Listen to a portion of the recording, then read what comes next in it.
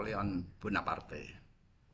Sampai sekarang masih terjadi perdebatan apakah Napoleon ini seorang penjahat atau pengkhianat negara, terbukti bahwa dia 2 kali diasingkan, ataukah dia seorang pahlawan yang menjadikan Perancis sebagai negara besar hingga saat ini menjadi pemimpin negara masyarakat ekonomi Eropa bersama dengan Jerman. Nah, telusuri sejarah tentang Napoleon. Nama lengkapnya adalah Napoleon Bonaparte. Dia lahir di Korsika, yaitu sebuah pulau kecil yang dianeksasi oleh Perancis. Dia lahir pada tahun 1769. Dia adalah tokoh yang sangat brilian dan mendapatkan pendidikan militer, dan dia berhasil menguasai Perancis dan menjadi figur yang sentral dalam proses setelah revolusi Perancis. Dia lahir dari keluarga bangsawan minor yang dari Korsika dan mempunyai seorang ibu yang menyayangi dirinya. Napoleon Bonaparte selanjutnya melanjutkan pendidikan militer di Prancis, dan pada usia 16 tahun dia sudah bergabung dengan Angkatan Darat Prancis sebagai seorang perwira. Dia betul-betul seorang perwira yang brilian pada masa itu. Prancis tengah mengalami masa berbagai macam konflik, termasuk masa-masa revolusi Prancis. Revolusi Prancis yang terjadi pada 1789 mengubah struktur politik dan sosial di negara tersebut. Dan Napoleon segera meraih perhatian karena kemampuan militernya dan ketangguhannya dalam menghadapi musuh. Pada 1796 Napoleon dipilih sebagai pemimpin pasukan Prancis dalam kampanye militer ke Italia. Di situ dia memperoleh kemenangan yang sangat gemilang, berhasil mengalahkan pasukan Austria dan memperluas pengaruh Prancis. Kemenangan ini mengukuhkan reputasinya sebagai seorang jenderal yang cerdas dan ambisius. Pada saat yang sama, Napoleon juga menempuh ekspedisi ke Mesir pada 1798 untuk menghentikan laju ekspansi Inggris di Timur Tengah. Sepertinya ekspedisi ini kurang berhasil, namun tetap nama Napoleon dielu-elukan di negara Prancis. Pada saat itu situasi politik Prancis sangat kacau, dan pemerintah diambil alih oleh direkturi, yaitu sebuah dewan negara terdiri dari beberapa tokoh sebagai pengganti pemerintahan monarki yang sebelumnya berabad-abad memimpin Prancis. Pada 1799 situasi memburuk dan Napoleon melakukan kudeta yang dinamakan kudeta 18 Brumaire. Dukungan dari berbagai pihak, dia berhasil menggulingkan direkturi dan dia menjadi konsul yang pertama dan memberi kekuasaan kepadanya. Pada tahun 1804 ia memproklamirkan dirinya sebagai Kaisar Perancis. Ini adalah langkah yang sangat drastik dan sangat besar dan menuju ke diktatoran baru. Sebagai kaisar, Napoleon memimpin serangkaian reformasi besar. Salah satunya adalah Kode Napoleon, sebuah sistem hukum yang menjadi model bagi banyak negara di seluruh dunia. Selain itu, ia juga memperkenalkan berbagai reformasi administrasi dan ekonomi. Setelah revolusi modernisasi di Prancis di bawah pemerintahannya, ia juga membangun infrastruktur yang lebih baik. jalan-jalan mulai dilakukan dan pembuatan saluran-saluran air di bawah tanah untuk mengatasi banjir dilakukan secara besar-besaran. Namun meskipun dia memimpin sebagai pemerintahan yang sangat efisien, dia masih mempunyai ambisi untuk menguasai Eropa. Dan hal itu yang menjadikan sumber konflik. Pada tahun 1803 terjadi perang besar antara Perancis dengan koalisi Eropa, yang dimulailah perang yang dikenal sebagai Perang Napoleon. Napoleon menggunakan keahliannya dalam strategi militer untuk meraih kemenangan demi kemenangan, dan pada puncaknya ia berhasil menguasai hampir seluruh Eropa Barat.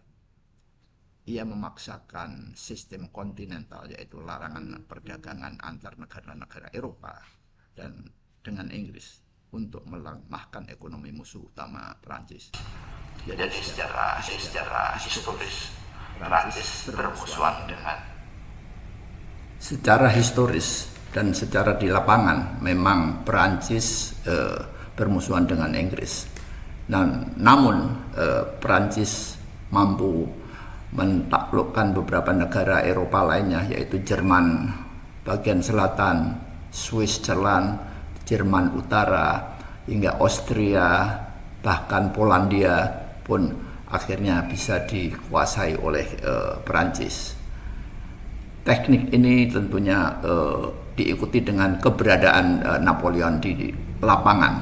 Dia sangat tegas, sangat dekat dengan para tentaranya, dan sering melakukan pujian-pujian kepada siap atas keberanian para tentaranya. Ini adalah sistem kepemimpinan yang dijalankan oleh Napoleon. Perjalanan berikutnya yaitu rencana penyerangan ke Rusia. Pada kegagalan pada tahun 1812, Napoleon melancarkan invasi besar-besaran ke Rusia dan akhirnya menjadi titik balik dalam karir militernya. Invasi Rusia berakhir dengan bencana besar bagi pasukan Perancis. Musim dingin yang keras dan taktik perang gerilya yang diterapkan oleh Rusia membuat pasukan Perancis hancur. Kekalahan ini menandakan awal keruntuhan kekuasaan Napoleon. Pada 1814, setelah serangkaian kekalahan militer, Napoleon dipaksa turun tahta dan diasingkan ke Pulau Elba di Laut Mediterania. Tidak lama setelah pengasihannya, hanya 1 tahun atau bahkan kurang dari 1 tahun, dia berhasil melarikan diri dan membawa para pengikutnya yang tidak lebih dari 1.000 orang untuk datang ke Perancis merebut kekuasaan. Dalam pertempuran menuju ke Perancis, dia dihadang dengan pasukan besar. Namun pasukan tersebut ternyata dikomandoi oleh seorang loyalis Napoleon pada masa sebelumnya. Dan di situ pasukannya pun juga menyerahkan senjata dan tunduk dan mengangkat Napoleon sebagai pemimpinnya. Maka Napoleon berangkat ke Paris untuk mengambil kekuasaan. Babak baru dari perjalanan dan karir Napoleon adalah melakukan perang di Waterloo, yaitu sebuah kota di selatan Belgia. Dalam pertempuran tersebut terjadi pertempuran yang sangat besar di mana Inggris dan dibantu dengan Prusia, Inggris dari barat dan Prusia dari timur, keduanya berhadapan-hadapan dengan pasukan Perancis yang memang diperuntukkan untuk mengalahkan mereka. Namun memang pertempuran itu betul-betul sengit sehingga mengakibatkan ada 10.000 pasukan dari berbagai pihak meninggal dan ada 40.000 yang luka-luka, dan terakhir adalah dimenangkan oleh Inggris dan Prusia. Selanjutnya Napoleon dipaksa untuk turun tahta dan dibuang di Saint Helena. Napoleon meninggal pada tahun 1821 di Saint Helena. Meskipun kekuasaan berakhir tragis, warisan Napoleon tetap sangat besar. Dalam dunia militer, ia diakui sebagai salah satu jenderal terbesar dalam sejarah, dengan inovasi strategi yang masih dipelajari oleh Akademi Militer hingga saat ini. Bahkan berbagai strategi-strateginya menjadikan alat berbagai bangsa berikutnya untuk dipraktekkan dalam Perang Dunia ke-1 dan Perang Dunia ke-2. Selain itu, Napoleon juga dianggap sebagai simbol perubahan besar di Eropa. Melalui peperangan dan reformasi yang ia lakukan, Napoleon mengubah struktur politik dan sosial Eropa, memicu munculnya semangat nasionalisme yang kuat, dan menginspirasi banyak gerakan pembebasan di seluruh dunia. Namun ia juga diingat karena perang-perang yang menghancurkan, yang menyebabkan kematian jutaan orang di Eropa. Napoleon Bonaparte adalah sosok yang sangat kontroversial, seorang pemimpin militer yang jenius dan seorang penguasa yang otoriter. Keberhasilannya luar biasa, yang dicapainya tidak bisa dilepaskan dari kebijakan otoriter dan perang-perang yang merusak. Dengan segala pencapaiannya, ia tetap menjadi simbol dan kekuasaan yang ambisius dan dampaknya sangat besar dalam sejarah dunia. Pada saat kekuasaan Napoleon hingga masa berakhirnya di Prancis, di negara kita, di Indonesia saat itu masih dikuasai oleh kerajaan Inggris. Namun pada saat berikutnya terjadi pergantian di mana Belanda mengambil alih kekuasaan Inggris di Indonesia, dan di situ terjadi pergantian pimpinan, yaitu dari John Vendal dari Inggris yang sebagai gubernur jenderal di Indonesia, dan kemudian diambil alih oleh gubernur jenderal Belanda yang berikutnya, yaitu Van der Capellen. Dengan demikian apa yang terjadi di Perancis pada waktu itu mencerminkan gejolak juga di Indonesia. Namun pada periode itu juga saat-saat di mana Belanda mulai mengukuhkan cengkeramannya dan berlanjut dengan menguasai kerajaan Mataram di Jogja dan di Solo.